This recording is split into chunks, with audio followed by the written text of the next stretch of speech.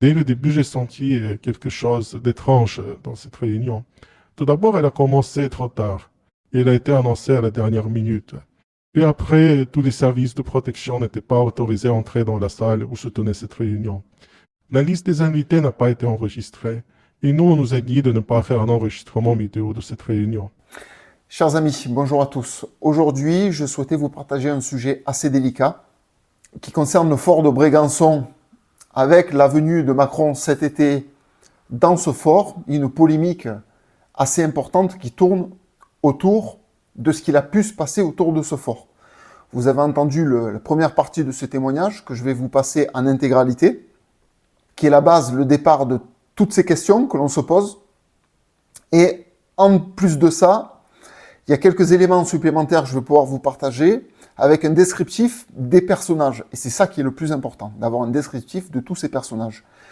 Si vous souhaitez vraiment me soutenir, parce que je vis de YouTube, donc n'hésitez pas à mettre le pouce en l'air, de partager, de mettre vos commentaires, de vous abonner. Dès qu'un sujet comme ça apparaît, de toute façon, j'essaierai d'être toujours l'un des premiers à exploiter le sujet, à pouvoir vous le partager.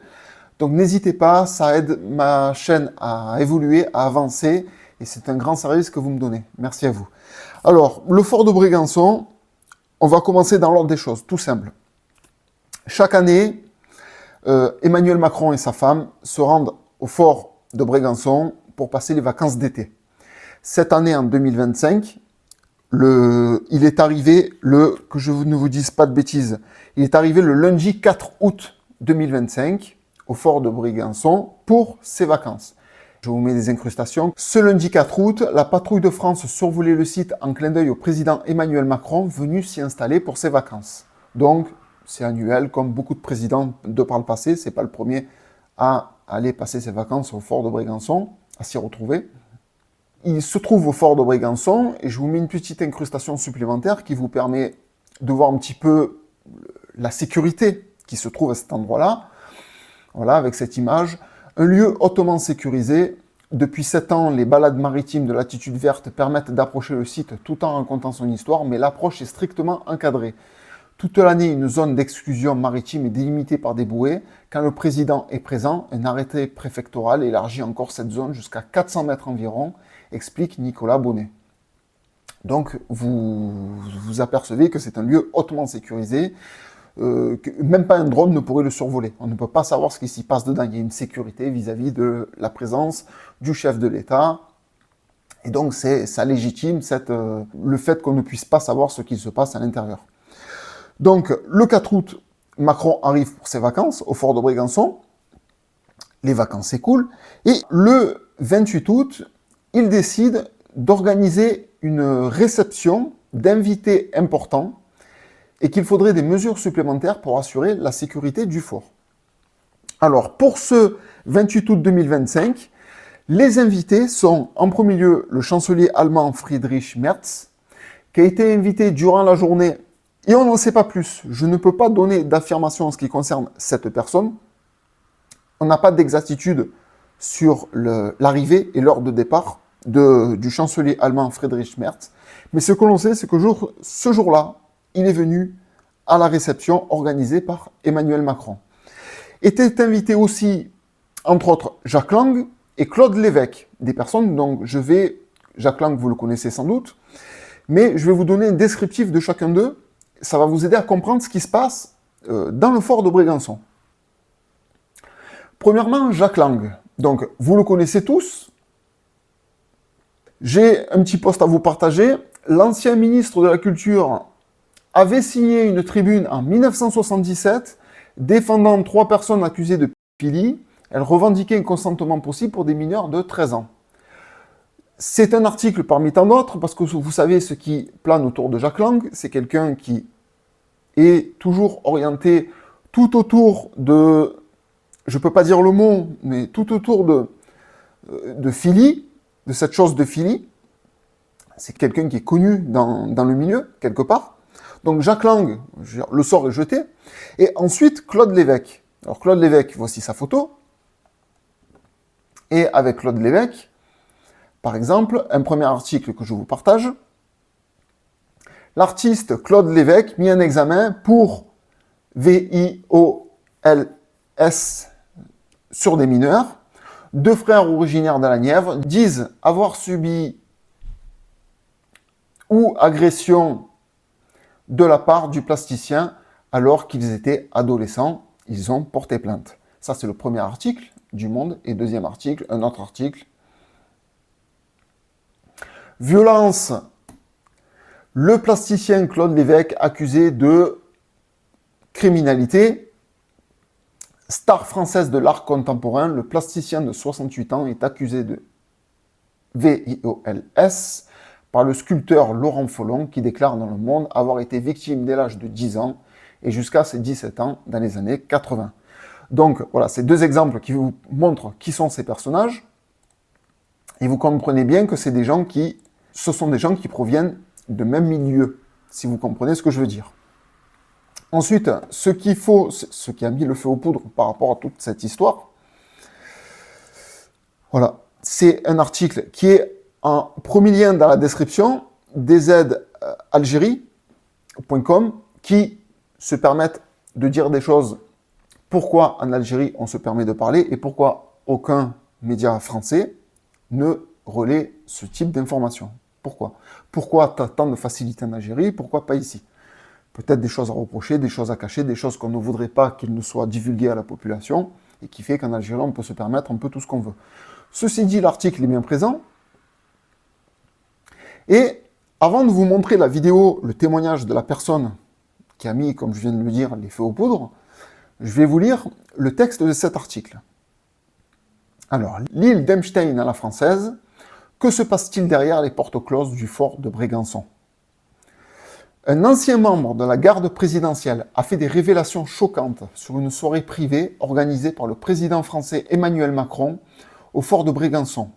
Selon lui, dans la nuit du 28 au 29 août 2025, Emmanuel Macron a organisé une réception privée pour certains hauts responsables français, ainsi que pour le chancelier allemand Friedrich Merz, dans sa résidence d'été, le fort de Brégançon.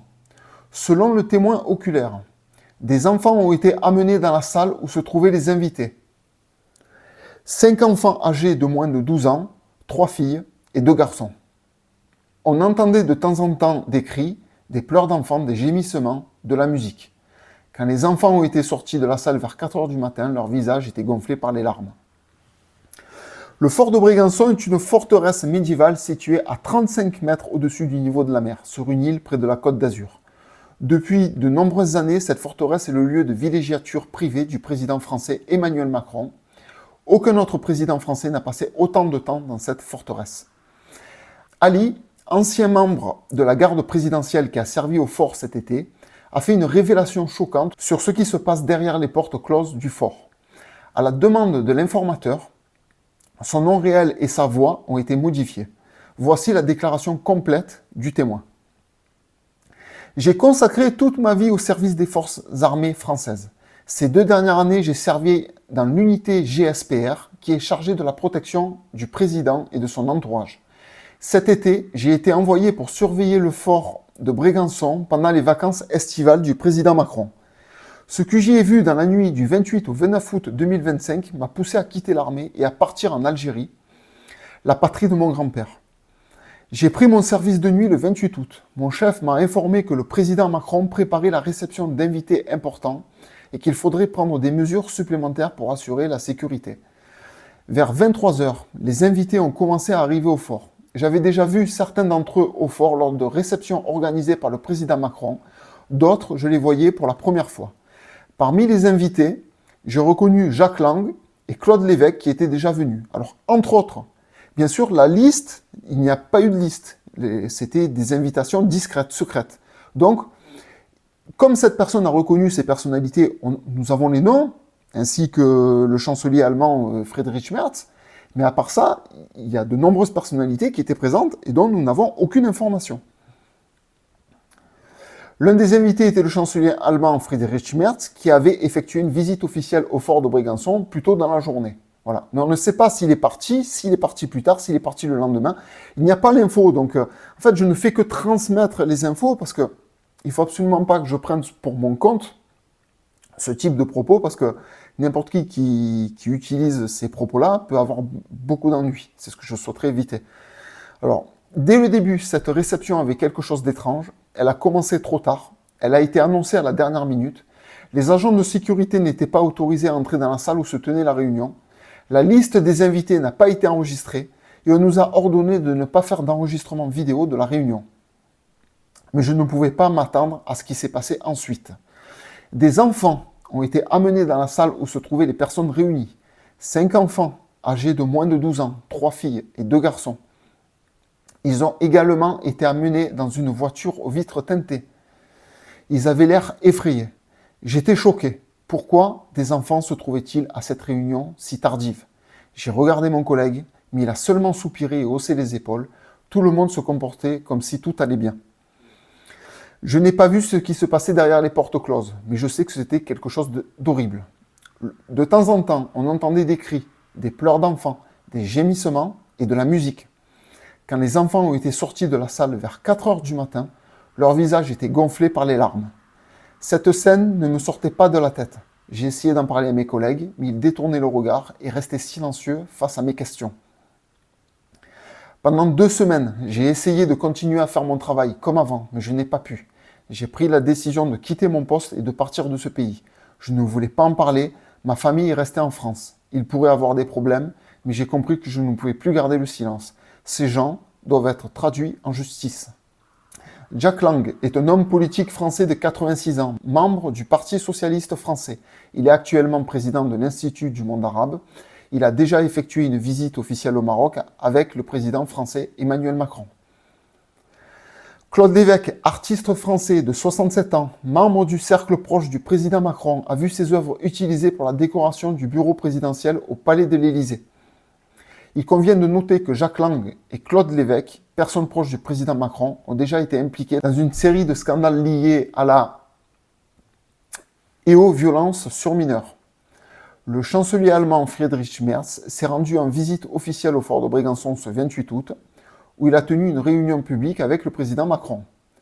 Que se passe-t-il derrière les portes closes du fort de Brégançon? Alors bien sûr, ça vous rappelle l'affaire Epstein, version française de la chose. Peut-être qu'on propose certaines activités à des gens de pouvoir pour les tenir, pour pouvoir après les obliger à faire ce qu'on souhaite faire. C'est un procédé qui existe depuis de nombreuses années. Ce qui est sûr, c'est que là, avec ce témoignage que vous allez entendre en fin de vidéo, il y a quelque chose de vraiment bizarre qui se trame. Il y a des choses à creuser, à savoir. Moi, je ne peux pas en dire plus parce que je ne peux pas faire autre chose que de citer les propos que j'ai recueillis qui sont tenus par des articles déjà présents sur Internet, etc. On ne peut pas personnellement dire ce que l'on pense, c'est un risque que l'on prendrait. Donc je vais m'en tenir à ce qui a été dit jusqu'à maintenant, mais ce qui est sûr, c'est que cette histoire mérite d'être creusée, mérite d'être connue et approfondie, et qu'il y ait des recherches plus abouties, plus sérieuses, qui permettraient de savoir le fin fond du mot par rapport à ce qui a été dit vis-à-vis de cette personne. Est-ce que c'est une vérité? Est-ce que c'est un mensonge? Voilà, le plus important est là, de savoir ces enfants qui sont-ils, que s'est-il passé, que pourrait-il dire de ces soirées-là? Ont-ils vraiment été présents? Est-ce que c'est faux? Est-ce que ce n'est pas le cas? Voilà, c'est quelque chose qui devrait être plus abouti, mais voilà, nous avons déjà en tenant quelque chose. Il y a des preuves que Jack Lang était présent, Claude Lévesque, des gens qui ont déjà été coupables d'affaires toujours du même type, du même genre. Donc c'est suspect, c'est des choses qui... Voilà. Il faut plus d'investiture, plus de recherche et plus de connaissances sur ce sujet, qui pour l'instant, voilà où nous en sommes, et qui est un sujet délicat, et que pour lequel il faudrait toute la clarté, et que si jamais des problèmes de filie existeraient, il faudrait que la justice s'en mêle et aille au bout des choses. Voilà le propos, c'est ce que je souhaitais vous partager aujourd'hui. Avant de vous diffuser le témoignage vidéo de la personne, je vous remercie grandement de votre aide pour faire évoluer ma chaîne, pour la propulser, de partager, de mettre vos commentaires, le pouce en l'air, très important pour son référencement. Je vous en remercie d'avance et je vous dis à très bientôt pour une prochaine vidéo. Merci. Le fort Brégançon est une forteresse médiévale située à 35 mètres au-dessus du niveau de la mer, sur une île près de la Côte d'Azur.